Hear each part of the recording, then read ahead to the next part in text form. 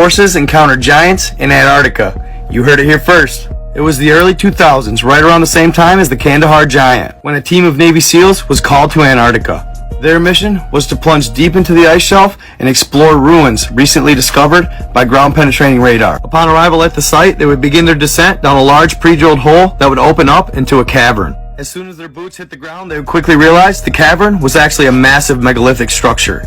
The structures were thousands of years old, and they believed them to be built by the ancient builder race, the same ones that built the pyramids. Amazed, they began exploring, eventually stumbling upon a large door. One of the SEALs would approach the door and touch it with his hand. To their surprise, it began shifting, almost as if powered by anti-gravity. The 30-foot door would move back and to the side, letting them into the corridor. In utter disbelief, they decide to split up into groups of two. They cautiously make their way around the room, noticing hieroglyphs of which they had never seen before. As they sweep the area, senses heightened, one of the men yells, "Guys, come look at this!"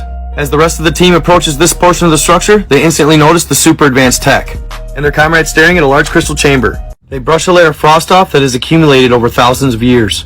And inside, they see it. It's approximately 14 to 16 feet tall. Its massive frame towering over the men.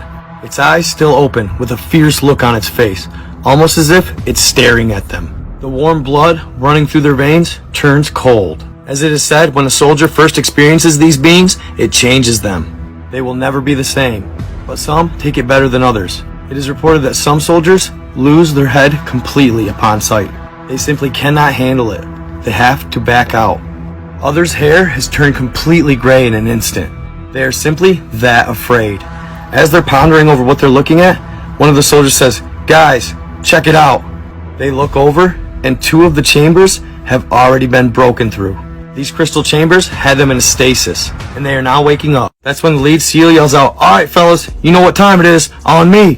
They hastily start swapping out the clips on their assault rifles. They've come prepared, as if they already knew what they were going to encounter.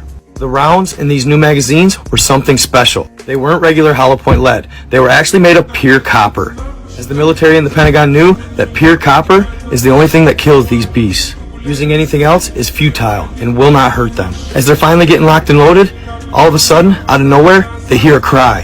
And no sooner do they turn around, one of the beasts flies from behind a megalith. It grabs one of the soldiers and slams him to the ground, killing him instantly. The second beast jumps from a ledge above, landing on another, squishing him to a pulp. "Fire, fire, fire!" They open up. The beasts run through the bullets as if they don't even touch them. The rest of the men scramble to take cover. They slide to cover and look back. They're gone. They move throughout the corridor swiftly and silently. Sorry, y'all, gotta do part 2 for this one.